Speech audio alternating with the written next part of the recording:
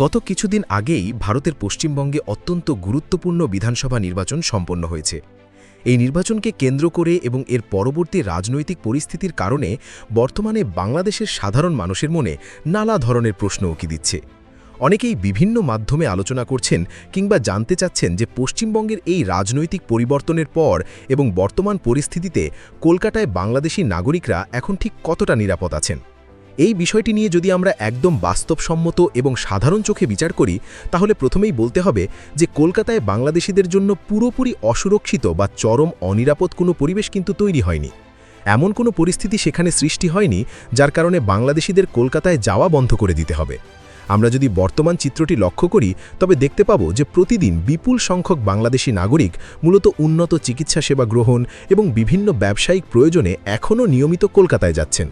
তারা সেখানে গিয়ে তাদের প্রয়োজনীয় চিকিৎসা করাচ্ছেন, ব্যবসায়িক বৈঠক করছেন, কেনাকাটা করছেন এবং অত্যন্ত সুরক্ষিতভাবেই আবার বাংলাদেশে ফিরে আসছেন। মূলত কলকাতা শহরের সাধারণ মানুষের দৈনন্দিন জীবনযাত্রা নির্বাচনের আগেও যেমন স্বাভাবিক ছিল, নির্বাচনের পরেও ঠিক তেমনই স্বাভাবিক রয়েছে। তবে এটা ঠিক যে কোনো বড় নির্বাচনের পর রাজনৈতিক অঙ্গনে কিছুটা উত্তাপ থাকে। বিভিন্ন রাজনৈতিক দলগুলোর বিজয় মিছিল, সমাবেশ কিংবা রাস্তা অবরোধের মতো কর্মসূচি মাঝে মধ্যে দেখা যেতে পারে। এর ফলে কিছু সময়ের জন্য যানজট বা সাধারণ যাতায়াতে সাময়িক বিঘ্ন ঘটতে পারে। এছাড়া কিছু নির্দিষ্ট এলাকায় স্থানীয় পর্যায়ে রাজনৈতিক কর্মীদের মধ্যে ছোটখাটো সংঘর্ষ বা উত্তেজনা তৈরি হওয়াটা খুবই স্বাভাবিক একটি বিষয়। কলকাতার স্থানীয় বাসিন্দাদের দীর্ঘদিনের অভিজ্ঞতা এবং সেখানকার বাস্তব পরিস্থিতি পর্যালোচনা করে দেখা গেছে যে এই ধরনের বড় ধরনের রাজনৈতিক গোলযোগ বা সমস্যাগুলো মূলত কলকাতা শহরের বাইরে বিভিন্ন জেলা কিংবা গ্রামীণ রাজনৈতিক এলাকাগুলোতেই বেশি সীমাবদ্ধ থাকে। সেন্ট্রাল কলকাতা বা কলকাতার মূল কেন্দ্রস্থলগুলোতে এই ধরনের রাজনৈতিক সহিংসতার প্রভাব তুলনামূলকভাবে অনেক কম থাকে।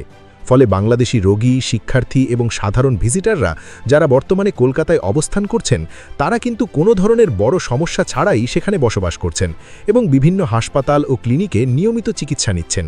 এতে তাদের দৈনন্দিন কার্যক্রমে কোনো বড় ধরনের ব্যাঘাত ঘটছে না। পরিস্থিতি স্বাভাবিক থাকলেও যে কোনো বিদেশি রাষ্ট্রে ভ্রমণের সময় বাড়তি কিছু সতর্কতা অবলম্বন করা সবসময় বুদ্ধিমানের কাজ। সেই সুবাদে যেসব বাংলাদেশি নাগরিক বর্তমানে চিকিৎসার উদ্দেশ্যে কিংবা ব্যবসার কাজে কলকাতায় অবস্থান করছেন বা আগামী দিনগুলোতে যাওয়ার পরিকল্পনা করছেন, তাদের জন্য কিছু জরুরি পরামর্শ দেওয়া প্রয়োজন। প্রথমত, রাতের বেলা খুব বেশি প্রয়োজন না থাকলে একা একা বা দলবদ্ধভাবে কোনো ফাঁকা কিংবা অপরিচিত এলাকায় না যাওয়াই ভালো। দ্বিতীয়ত, নিজের সুরক্ষার স্বার্থে এবং যে কোনো আইনি জটিলতা এড়াতে নিজের পাসপোর্ট, বৈধ ভারতীয় ভিসা, হোটেল বুকিংয়ের কপি এবং চিকিৎসার কাগজপত্র বা ব্যবসায়িক ডকুমেন্টের মূল কপি এবং কয়েক সেট ফটোকপি সবসময় নিজের সাথে রাখতে হবে। সীমান্ত এলাকা অর্থাৎ ল্যান্ডপোর্টগুলোতে এবং বিভিন্ন রেলওয়ে স্টেশন বা বিমানবন্দর এলাকায় নিরাপত্তা ব্যবস্থা স্বভাবতই কিছুটা জোরদার থাকে। এই সমস্ত জায়গায় আইন শৃঙ্খলা রক্ষাকারী বাহিনী বা ইমিগ্রেশন কর্মকর্তাদের অতিরিক্ত জিজ্ঞাসাবাদ বা তল্লাশির মুখোমুখি হতে পারে। এমন সম্ভাবনা তৈরি হলে কোনোভাবেই উত্তেজিত হওয়া যাবে না। অত্যন্ত শান্তভাবে ধৈর্য ধরে এবং সত্য তথ্য দিয়ে কর্মকর্তাদের প্রশ্নের উত্তর দিতে হবে। বর্তমান সময়ে আরেকটি বড় সমস্যা হল সামাজিক যোগাযোগ মাধ্যমের অপপ্রচার। ফেসবুক, ইউটিউব বা অন্যান্য মাধ্যমে অনেকেই ভিউ বা রিচ বাড়ানোর জন্য কলকাতা বা ভারতের পরিস্থিতি নিয়ে নানা ধরনের ভিত্তিহীন গুজব ছড়াচ্ছেন। এই সমস্ত গুজব দেখে কোনো অবস্থাতেই আতঙ্কিত হওয়া যাবে না। গুজবে কান না দিয়ে সবসময় স্থানীয় নির্ভরযোগ্য মূলধারার গণমাধ্যম এবং খবরগুলোর দিকে কড়া নজর রাখতে হবে। কলকাতার যেসব এলাকায় সাধারণত বাংলাদেশিদের আনাগোনা সবচেয়ে বেশি থাকে, যেমন new market, park street, marquee street বা ফ্রি স্কুল স্ট্রিট, সেসব এলাকায় এখনও বাংলাদেশিদের যাতায়াত কিন্তু আগের মতোই বেশ ভালো এবং স্বাভাবিক আছে। সেখানকার হোটেল, রেস্তোরাঁ এবং দোকানপাটে বাংলাদেশিদের চিরচেনা ভিড় এখনও চোখে পড়ার মতো। এবার আসা যাক ভিসা সংক্রান্ত অত্যন্ত গুরুত্বপূর্ণ একটি আলোচনায়। অনেকেই জানতে চেয়েছেন যে 2026 সালে ভারত বাংলাদেশি নাগরিকদের জন্য ট্যুরিস্ট ভিসা দেবে কিনা। এই বিষয়ে যারা দুশ্চিন্তায় আছেন বা বিভিন্ন তথ্য খুঁজছেন, তাদের উদ্দেশ্যে পরিষ্কারভাবে বলতে চাই যে এখন পর্যন্ত ভারতীয় সরকারের পক্ষ থেকে এমন কোনো অফিসিয়াল বা সরকারি ঘোষণা দেওয়া হয়নি যেখানে বলা হয়েছে যে 2026 সালে ভারত বাংলাদেশিদের একেবারেই ট্যুরিস্ট ভিসা প্রদান করবে না। সুতরাং সামাজিক যোগাযোগ মাধ্যমে যারা প্রচার করছেন যে ভারত ট্যুরিস্ট ভিসা পুরোপুরি বন্ধ করে দিয়েছে, তা সম্পূর্ণ ভিত্তিহীন। বরং সাম্প্রতিক সময়ের বিভিন্ন আন্তর্জাতিক এবং কূটনৈতিক রিপোর্টে বলা হচ্ছে যে ভারত সরকার ধীরে ধীরে বাংলাদেশিদের জন্য ট্যুরিস্ট ভিসা পুনরায় পুরোদামে চালু করার জন্য অভ্যন্তরীণ প্রস্তুতি নিচ্ছে। বর্তমানে মেডিকেল ভিসা এবং আরও কিছু বিশেষ ক্যাটাগরির ভিসা সীমিত আকারে চালু রয়েছে, যার মাধ্যমে জরুরি প্রয়োজনে বাংলাদেশিরা ভারতে যেতে পারছেন।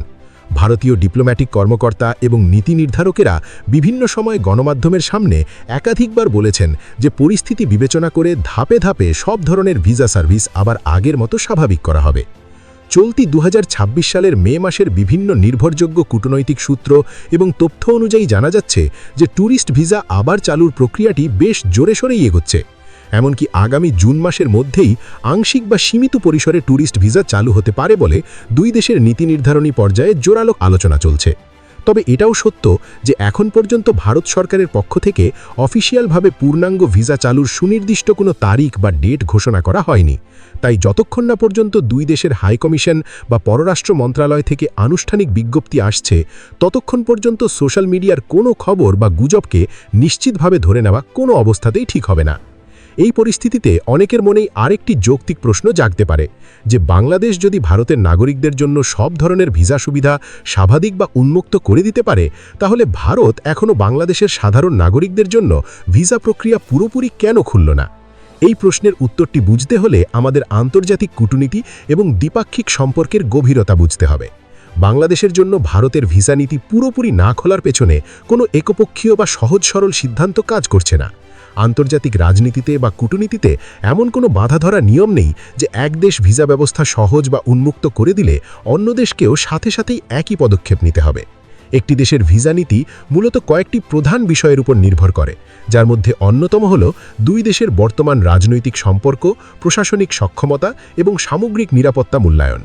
আমাদের এটিও মনে রাখতে হবে যে ভারত কিন্তু বাংলাদেশের জন্য ভিসা সেবা একেবারে সম্পূর্ণ বন্ধ রেখে আসেনি, বরং তারা আংশিকভাবে জরুরি ক্যাটাগরির ভিসা চালু রেখেছে এবং পরিস্থিতি পর্যবেক্ষণ করে ধীরে ধীরে তা স্বাভাবিক করার নীতি গ্রহণ করেছে। যদিও বাংলাদেশের নতুন নির্বাচিত সরকার রাষ্ট্রীয় ক্ষমতায় আসার পর ভারতের উচ্চ পর্যায়ের পক্ষ থেকে ধীরে ধীরে পূর্ণাঙ্গ ভিসা কার্যক্রম পুনরায় চালু করার এক ধরনের আশ্বাসন দেওয়া হয়েছিল, কিন্তু বাস্তবতার দিকে তাকালে আমরা দেখতে পাই যে বাংলাদেশের রাজনৈতিক পরিবর্তনের পর জনাব তারেক রহমানের নেতৃত্বে নতুন সরকার গঠিত হয়েছে এবং এই সরকারের মেয়াদ মাত্র ৩ মাস পার হল। একটি নতুন সরকার আসার পর রাষ্ট্রের প্রতিটি স্তরে এবং বৈদেশিক সম্পর্কে নানা ধরনের প্রশাসনিক এবং নীতিগত পরিবর্তন আসে। ভারত সরকার এখনও এই নতুন রাজনৈতিক এবং প্রশাসনিক পরিস্থিতির সাথে নিজেদের নীতিমালার সমন্বয় সাধন করছে এবং এই কারণেই ভিসা সেবা এখনও কিছুটা সীমিত পর্যায়ে রয়ে গেছে। বিশেষ করে মানবিক এবং জরুরি বিষয় বিবেচনা করে মেডিকেল ভিসাকেই সবচেয়ে বেশি অগ্রাধিকার দিচ্ছে ভারত। তবে প্রশ্ন থেকে যায় যে ভারত কেন এই দীর্ঘসূত্রিতা বা ধীরগতির নীতি অবলম্বন করছে?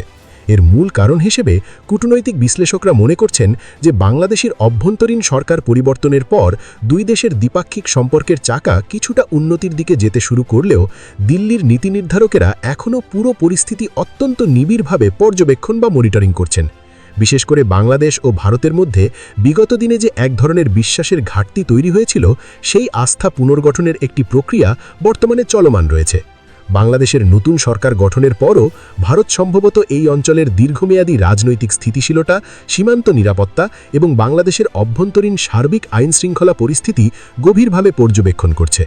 দক্ষিণ এশিয়ার কূটনীতি এবং ভূরাজনীতিতে এই ধরনের ওয়েট অ্যান্ড সি বা অপেক্ষা করো এবং পরিস্থিতি দেখো পদ্ধতি কিন্তু একেবারেই নতুন কোনো বিষয় নয়। অতীতেও এই অঞ্চলের বিভিন্ন দেশের রাজনৈতিক পটপরিবর্তনের পর এই ধরনের কূটনৈতিক আচরণ লক্ষ্য করা গেছে। দ্বিপাক্ষিক সম্পর্ক যখন একটি রূপান্তরকালীন সময়ের মধ্য দিয়ে যায়, তখন রাষ্ট্রগুলো সাধারণত তাড়াহুড়ো না করে অত্যন্ত সতর্কতার সাথে প্রতিটি পদক্ষেপ ফেলে। তাই ভারতও বাংলাদেশের নতুন সরকারের নীতি, সীমান্ত ব্যবস্থাপনা এবং আঞ্চলিক নিরাপত্তার বিষয়গুলো নিশ্চিত হয়েই পূর্ণাঙ্গ ভিসা চালুর দিকে পা বাড়াবে বলে ধারণা করা হচ্ছে। তবে আশার কথা হলো দুই দেশের কূটনৈতিক চ্যানেলগুলো সচল রয়েছে এবং আলোচনা এগিয়ে চলছে। আশা করা যায় খুব দ্রুতই সাধারণ মানুষের এই ভিসা সংক্রান্ত ভোগান্তি দূর হবে। ভালো থাকবেন সবাই। আল্লাহ হাফেজ।